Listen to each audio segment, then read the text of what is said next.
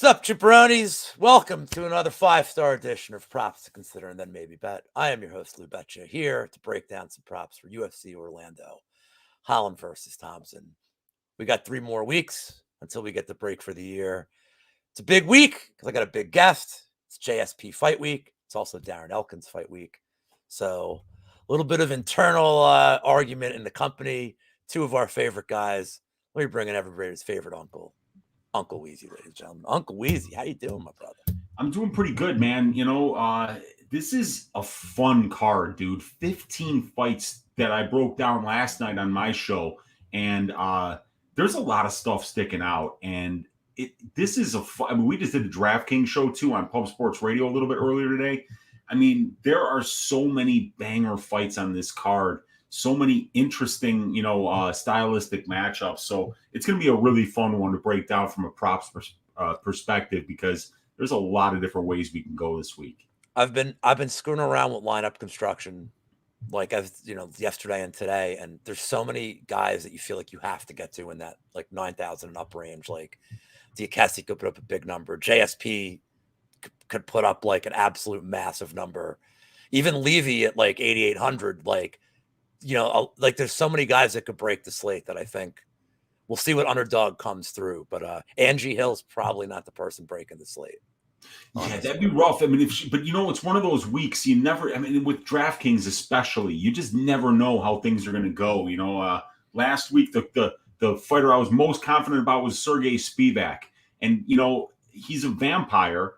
And at the stare down, he did some vampire shit to Lewis. Lewis goes to the hospital, can't even show up for the fight. And I look at my DraftKings lineup. They gave me 0 points. They didn't give me 90 points. That was a Spivak victory, man. You can't look that guy in the eyes and even get in the cage the next day. It's like the undead people from Transylvania have powers that people like you and I don't have. Well, I would have given you 115. I would have given you the minute finish too. I think that would have been pretty quick sweet, finish has to be. That would have changed my week. Did you do the late swap with it or no? I did. Yes, I did. I put Kennedy in there, so it wound up being a big lineup because Kennedy, absolutely destroyed him in the second round. So he put up a good score. I think either way it would have worked, but Spivak was a little more expensive than Kennedy was. I know people. This has been one of the big arguments in the community is like how the late swap is going to favor the professionals that are can spam 150 lineups. But for something like this, I mean, I've been on both ends of it. I think it was a Jeremy Stevens fight, if I'm not mistaken. I think it was that fight against Close where it got canceled like right as the broadcast started. Yeah. And I didn't have any of that fight. So for me, it was like, great. Like I benefited, but I was on the other end of it too. I forget another one where like the guy walked. It was like right before they're going to walk out, like the fight got canceled. So yeah, there was Trevin Giles one time passed out right before the walk and the fight was supposed to happen and he didn't make it. Tom Breeze quit a couple of times after the card started. It was the Breeze fight. That's the one where I was like, God Breeze damn did that twice, dude. Yeah. He did that twice where he just on fight day was having heart palpitations and was too nervous to fight. Yeah, well, we'll see what we get on this card. I like the 15 fights. We'll see how the pacing goes. The fact that it's starting at 7 Eastern, I'm kind of surprised it's starting so late. Yeah, I didn't know it was starting that late. Time. Yeah, there probably not going to be any lag time between the fights, but that's all right with me. So that's fine with me. That's the opposite of PFL. Right. So let's hope we get some finishes. But before we start, if you're watching this video, please subscribe to the MMA Engine channel. I always say the same thing, but now I'm saying it with Weezy here. It's not just me. We got Monk, we got Brady, we got Uncle Weezy breaking down all the betting angles for you, probability, all the DFS angles you can stomach. You can set your watch to a great variety show on Friday with Monk and me. I don't even know what the show even is at this point, but I think we're like nearing our 40th show, so 35th show. So we're doing all right. Some continuity there.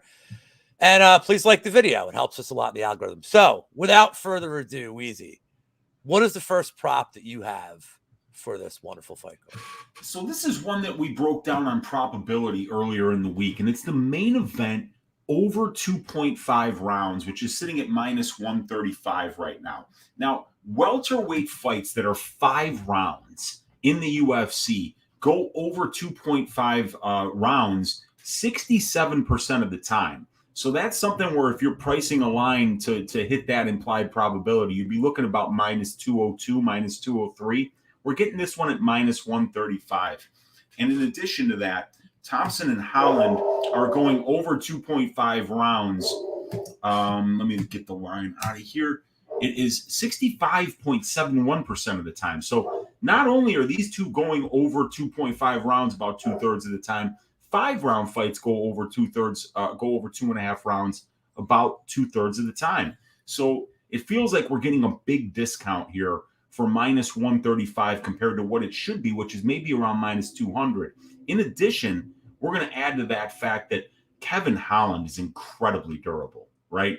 And the way that most people are finishing Stephen Wonderboy Thompson is by submission, because he's just a little bit lacking on the ground, and the takedown defense isn't great.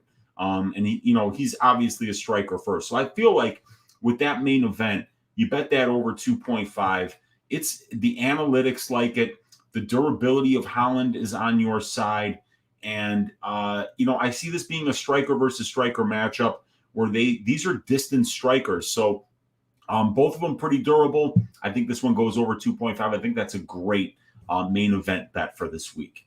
I love it. And then there's a narrative side where, like, apparently they're best friends now.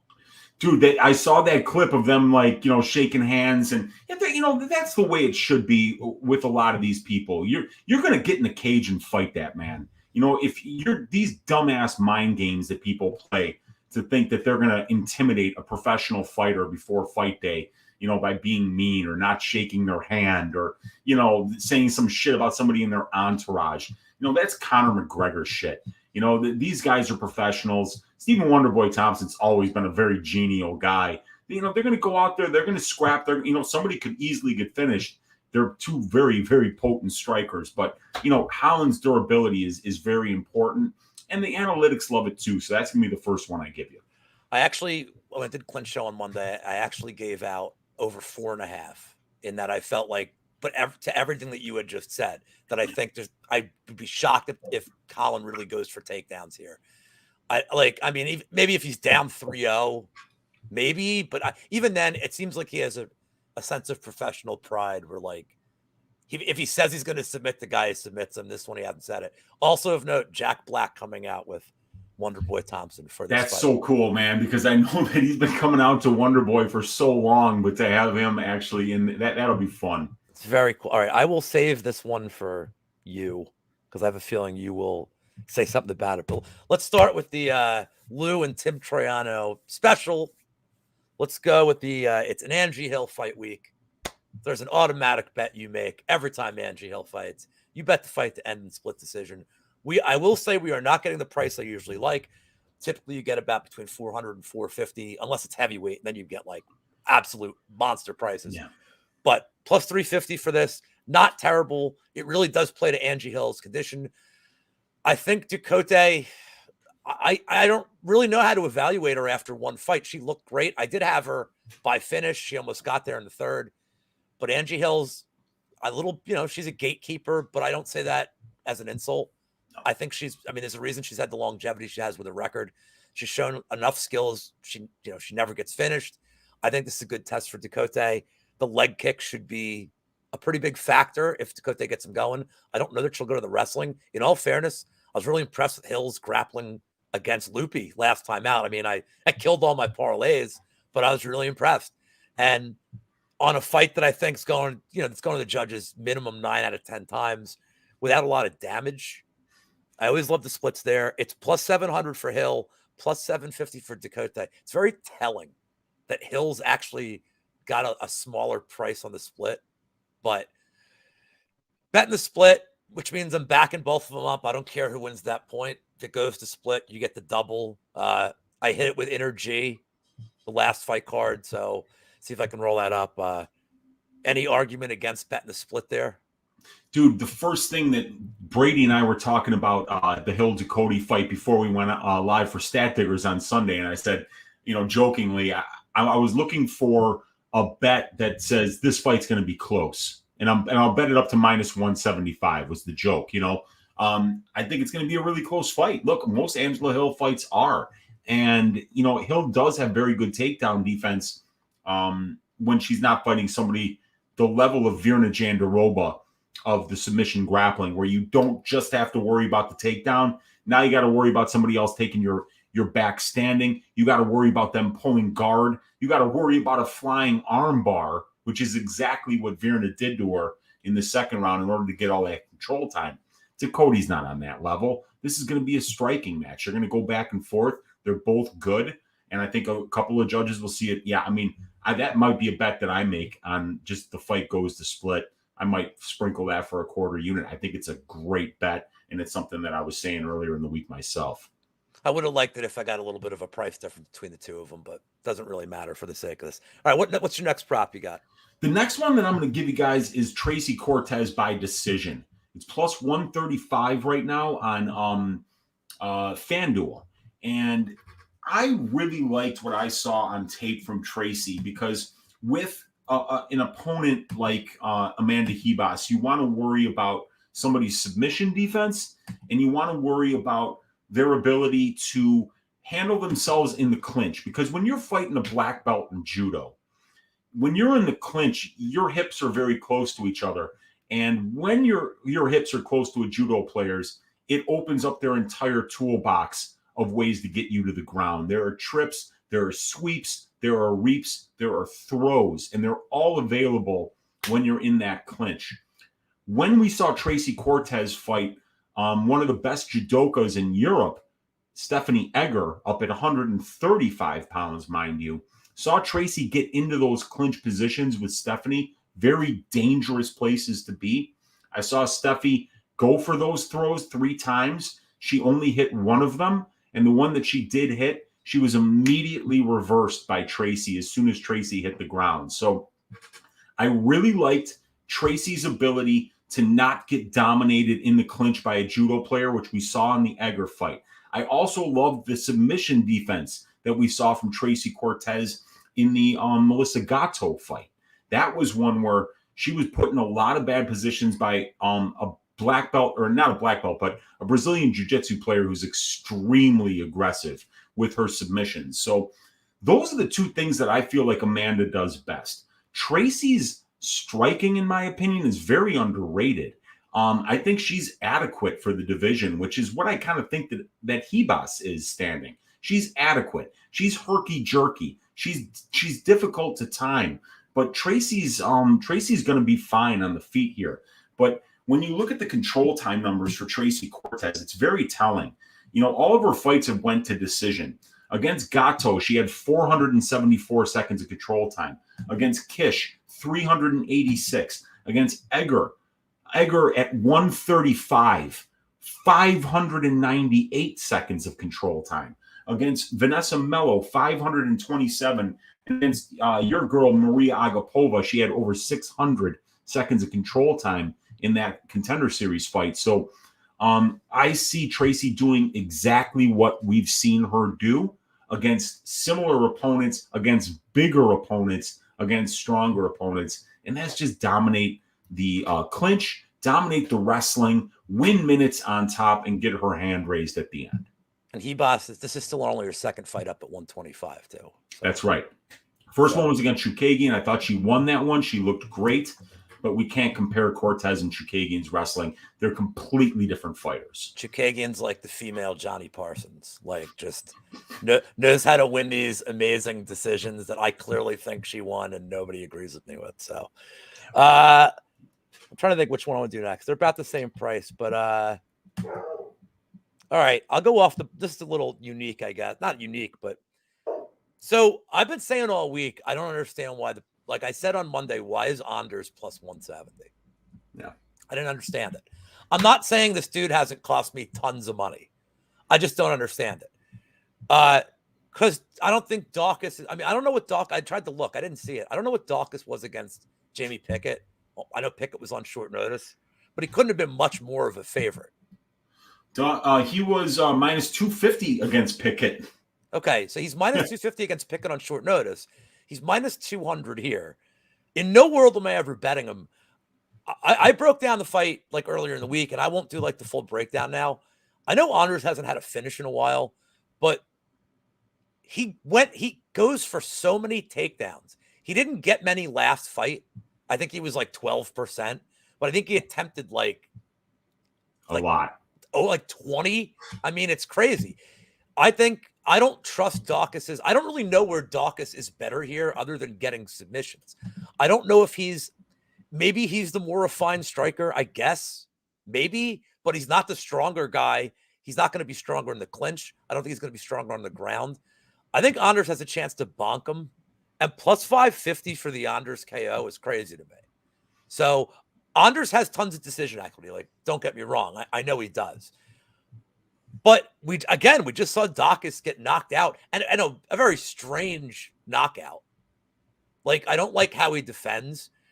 I don't know if Anders can throw a knee in the same spot, but I got to think that's part of the prep for this is like, look, that's where he was vulnerable against Deliza. Like, go for the body. Like, go for the body, wait till he ducks his head. So I'm going to take the shot on Anders KO at plus 550. I already have a bet on him at plus 185. So once it went from 170 to 185, I'm like, I asked Cody, our Cody. I said, do you know if Anders has lost any body parts? And he said, not to my knowledge. I'm like, then I don't understand the line movement. Like, I'm going to take it. I'm shocked that Daucus got steamed. Look, and if Daucus wins, hey man, like then I guess it's a bad bet, but I can't get behind Daucus at minus 200 or higher against really anybody except Jamie Pickett. Well, here's the thing, man. So I'm with you there. I'm gonna be betting Anders. He's plus 191 right now on Bet Online, and he was just at plus 190. Now he ticks up to 191. I'm gonna wait. I'm gonna see where I can get him, but I'm definitely betting that money line. But here's the other thing, right? We got Daucus sitting up minus 225 right now, Lou. Minus 225. So the implied probability on minus 225, that's a 69% implied probability. So let's take that, 0.6923. Is that a Texas Instruments? This is a Texas Instruments BA2 Plus, which is what you have to use when you take actuarial exams because it has limited functionality, so you can't really cheat on it. Is it weird that I knew that was like... Yeah, dude. I mean, anybody who's done some computer programming like you have, the tech guys, the math guys like me, we've done this shit. Showing my age. So we've got Kyle Daucus has won 82% of his pro fights by submission, right? So if we take that implied probability and we multiply it by the amount of times he's won by submission, which is 82%, that gets us to a 56% implied probability. And Anders has been subbed once in the UFC by Andre Muniz.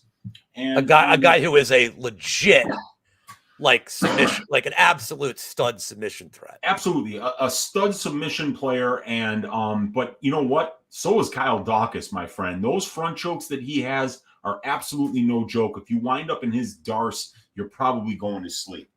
But right now, the Daucus sub is plus 315 on Bet Online. Now, that is below a 25% implied probability.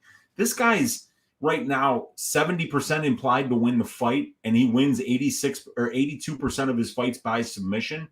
That's one where the analytics are telling you that I think that the Daucus sub is a big part of his win condition here, because winning minutes against Eric Anders means you need to take him down.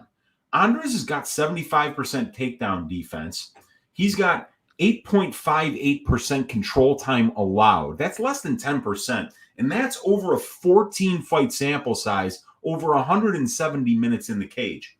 So that tells us, it's going to be difficult for Daucus to take this guy and hold him down. So I don't think he wins a decision here. I think if Daucus wins this fight, it's because he locks in a darce choke and he finishes him. So I think even though I'm betting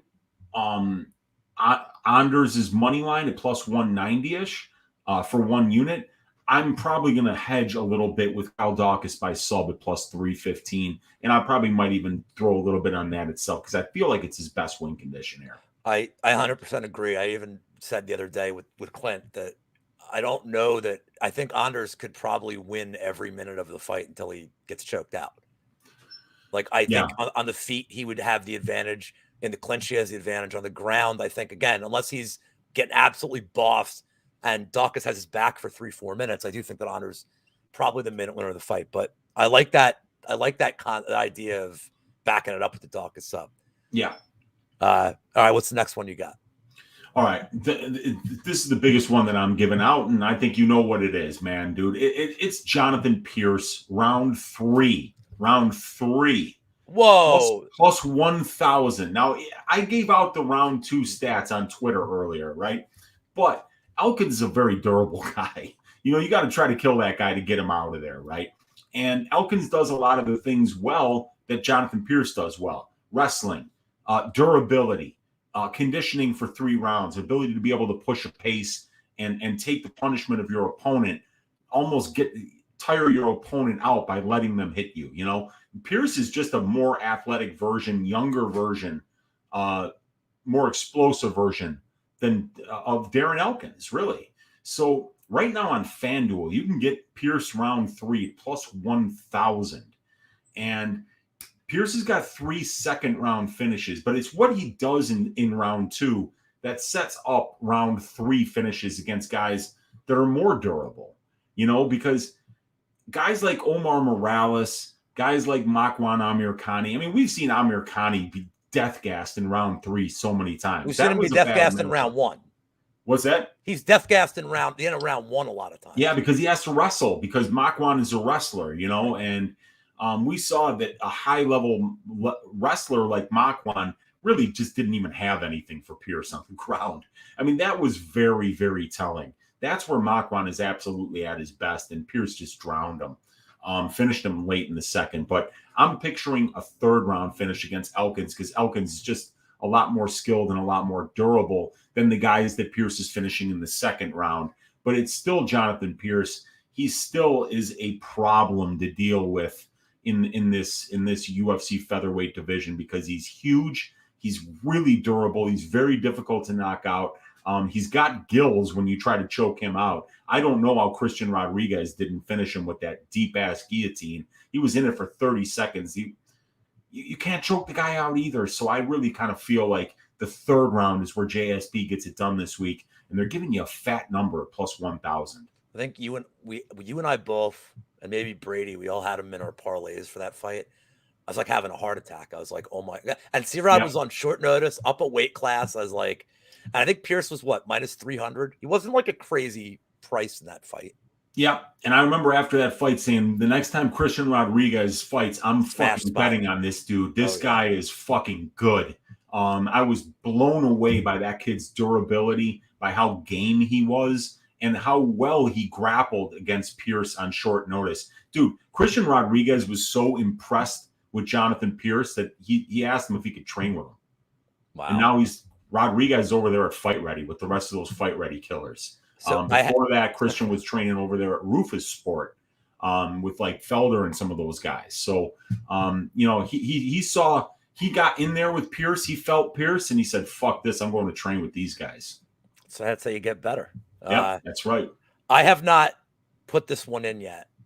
This isn't one of my props I'm giving out, but I looked at Elkins round 3 because, of course, I'm going to look at it. It was plus 2,500. I was like, Jesus Christ. But fight to end in round 3 on DraftKings is plus 650. Now, is it as fat as JSP? Of course not. But it allows me to think I can hit it because JSP is probably going to win.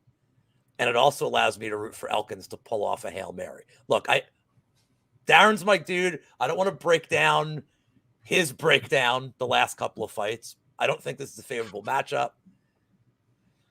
But I love the guy, man. Come on. I want to, look, I'm still a fan. I'm a fan of making money, but I'm still a fan. And if I can make money off him pulling off like a last second win, that's great. But here's my next one I will go to. It's going to be a pattern with these next 2. I'm going to go to Ton Levy round 2 submission at plus 600. I won't spend too much time on this one. The cardio issues for both are pretty well known. If you're watching a video like this, you're certainly familiar with their cardio issues. I mean, we only saw Valdez once on the UFC level where Frivola broke the DraftKings record, I'm sure, by scoring like 600 points against him with 8 knockdowns. I, of course, had Valdez in like my prime lineup. So that was, at least I didn't have to check DraftKings anymore. I'm like, you know what? I'm done. My lineups are dead. He was like good cost savings. But I do think that whereas neither one is really like refined on the feet, Natan Levy probably wants this on the ground. I don't think he wants to screw around. I think if he gets one takedown in the first, he can sap the rest of Valdez's energy. Valdez has never been to the judges. I think he's only been in the third round once. This guy is not paid by the hour. And I do like what I've seen from Levy on the ground in terms of the submission game. I know he didn't finish Breeden. I get it. But Breeden's shown like his cardio is actually all right, like when he takes fights on full camps. So I don't think Valdez, there's nothing he can do to fight 15 minutes. And that's just the way it's going to be for him. So give me Levy to eventually tire him out and get him out of there in the second round with a submission plus 600. Not a great number, but and if he gets a knockout in the second round, I feel like an asshole. But like I think round 2 is like plus 375, and I'm like, I don't get out of bed for plus 375. Yeah, I hear you, man. Dude, you want to know how many points Frivola scored against Valdez? 158.21. How long the fight go? 2 minutes, 2.5 minutes? I don't know, but it was 60 significant strikes, 71 total strikes, and 4 knockdowns. And that fight lasted 195 seconds. So 3 minutes and 15 seconds. I mean, 158 points, dude. That's unbelievable. I remember watching it because I think it was earlier in the night. So I'm like, okay, here, if he comes through for me as a dog, that sets my lineup up. Like now I have like all my high salary guys coming up. And then he got knocked down the second time, and I'm watching my buddies and I'm like, he's fine. He's fine. And then he gets up again and he gets immediately planted back down. I'm like, all right, he's fine. There's the ref's letting it go. Like they're letting it go. He's fine. And then he gets knocked down again. I'm like, okay, I'm like logging out of DraftKings the second I saw him. Yeah. Like, yep, no reason to watch this one anymore. Yeah, you know, like if you don't have the guy that scores 158 points in your lineup, that you're not going optimal. You know, it's just not going to happen. I had Frivola in like one lineup, and like I think I did like the 20 max, and I had him in like 1 or 2 lineups. But like I always take a shot at the 100K. I know like putting in one lineup negative MV. I get it, but like, what am I here for? I'm trying to win. Yeah, I'd love to win $100,000. Take one shot at it. Yeah, and yeah, that lineup was like. I don't know what last place was, but I was close. Yeah, dude, I've had a couple of those lineups where I'm like, I might have to retire after this lineup. You know, it's just you score like less than 200 points in a DraftKings lineup. It's pretty embarrassing. My favorite one ever, before we just get to the next prop, my favorite lineup I ever had that was horrendous. I only had one guy win in my lineup. He was my highest scorer, and it was Blagoy Ivanov. Oh, he scored like 50 probably. It's like 63 points. And 30 is if you're watching this and you don't know how like DraftKings scored, you get 30 to win. Yeah. So the fact that you get 63 points, the Bulgarian 50 Cent got 33 points in a fight that I don't even think he won. Like, quite honestly, like I got lucky on that one. But, like I think DeLima had 58 points in a loss. Like that's how like, yeah. And my buddy's like, you should have stacked them. I'm like, yeah. I should have, of course. That's the fight to stack.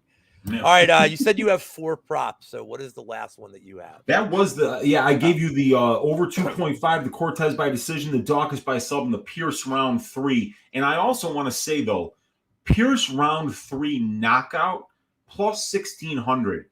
Darren Elkins doesn't get submitted. He's been submitted once. It was by a guy nobody's ever heard of called Charles Oliveira. But other than that, people have tried to submit Darren Elkins time and time and time again. So if you want to get even fatter pockets by that Jonathan Pierce round 3 play, go Pierce round 3 KO at plus 1,600 instead of plus 1,000. I just want to talk about one more fight before we get to the Yam Bag special, since you didn't have an extra one. So I talked about this prop Monday. The more I've gone through the week, as the inspiration starts to strike me with the betting plan, the more I weirdly like this one. I just want your thoughts on it. Okay. Tai Tuivasa round 2 knockout. It was 10-1. Now it's 9-1. The quick rationale is this. We know what Pavlovich can do round 1. We also know that he's been hurt. Yeah. And the one way you beat Tua is to the body. And that's what he did. He did that to Lewis. If Tua can keep him at distance with leg kicks and frustrate him a little bit, what's Pavlovich going to look like in round 2? We don't know. Like, I can't say he's going to look bad. I'm not saying he's going to be the worst fighter. I just don't know that. But I've seen Tua in round 2 against Lewis weather the storm and come on like he'd never been touched. So there's really no money to be made betting a round 1 prop either way here. I think Pavlovich is plus 175. Yeah. Like, I don't like that. What do you think of Tua or do you think of Tua as a possible live bet? Yeah, it's not a bad live bet at all. In terms of Pavlovich, let me see here. He's got an 81% finish rate. So he's had 3 fights go to decision. And with Pavlovich, all of his finishes are in round 1. He's never finished anybody in round 2. He's never finished anybody in round 3. So that's something that tells you right there that here's a guy that slows down after round 1. You know, he's still winning these decisions, which is his weird. His only loss is a first-round finish, but you know he's not fighting guys that are able to take him down. For instance, not like Tuivasa is going to take him down either, anyway. But he's not fighting guys that have that kind of power. And Tuivasa's got durability. He's got a brick for a head. So yeah, if he makes it through the first round, which is what is most of Sergey Pavlovich's win condition here, is a first-round knockout. He's absolutely live, and why not a second-round knockout for Tuivasa at plus 900? I think it's a good shot. It pays more. Yeah, that's right. It pays more than a lot more in round 1, doesn't it? This is why, if you're watching this, you should subscribe to the channel to get brilliant data science from Weezy and then brilliant betting science from me saying bet this because it pays more. That's right. But speaking of science, why is everybody here other than for Weezy? It's time for the Yam Bag special of the week. I refuse to explain what it is in this channel. I do it every week. Contextually, somebody gets hit in the Yam Bags, you should probably figure out what that means. So I'm putting $5 on whatever you tell me. If it hits, you get a free $100. I just want somebody to hit this. I have mine. Wiz gave me one that I was like, oh, man, I could add that. So I'm curious if either one is the one you have. Okay, so I am going with, now here's what we want for Yam Bags. Now, the science of the Yam Bag bet for your Uncle Weezy goes this way. I want opposite stance fighters, right? I want a fight that I think is going to go to decision. And I want a fight where I think that there's going to be some wrestling so that there's a chance of fence grabs, because we just want a point deduction. It doesn't absolutely have to be the sack shot, right? But we want that point deduction. But preferred. This week, Preferred Yam Bag, for comedy, not for payout, but for comedy. Yeah, for the comedy. But the payout makes you laugh like a maniacal, like Mr. Burns. I mean, it just nothing beats getting paid out. If you want to get paid out this week, sadly enough, Diakese. Oh yeah, Johnson Diakese is a fight that I think is going to decision. Number 1. Number 2, we're going to see Diakese going for takedowns. And if he's going for takedowns, we got a chance for a fence grab on Michael Johnson. And we got a southpaw versus orthodox matchup where both guys will be throwing kicks. And when we got southpaw versus orthodox, that nutsack, those Yam Bags are wide open to get tickled and potentially hit, and then potentially have that point deducted, which cashes us a 20-1 shot. Yam Bag Jones over here laying it out. I don't know. I can't top that, but I will talk about this has everything except the fight goes the distance. And that is Valdez versus Levy. Yes, that was the other one I was looking at. Also southpaw versus orthodox. Also guys that like to grapple. Yep. Also, and this is just part of my science, I like low-level fights for this because it's almost like the habits are bad, like that they're not, that they're the ones that seem to get worn the most. Stop leaving your fingers out. Like Kennedy and Chukwu, like perfect example of a guy who it's like, he's not doing it because he's an asshole. It's habit. Like some of these guys, as they're coming up, their habit is to have the fingers outstretched. So I went back in the tape and both of them do it. Also, this is, I don't know why I just feel like it's going to hit. I do want to give an honorable mention to the one Wiz gave me because I was like, man, and you're going to kick yourself too. It does not check the boxes traditionally in our science, But like Dolidze Hermanson, just like Dolidze alone feels like the human yam bag.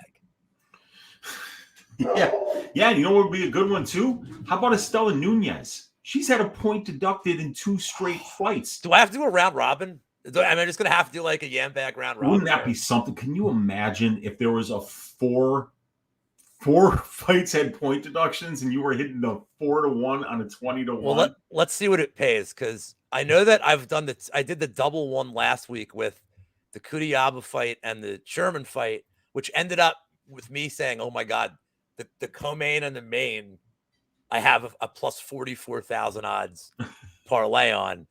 If you throw, they may not even let me parlay this. Yeah.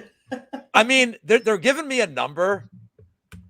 If I bet $1, it pays $194,481. Wow, that would be so cool.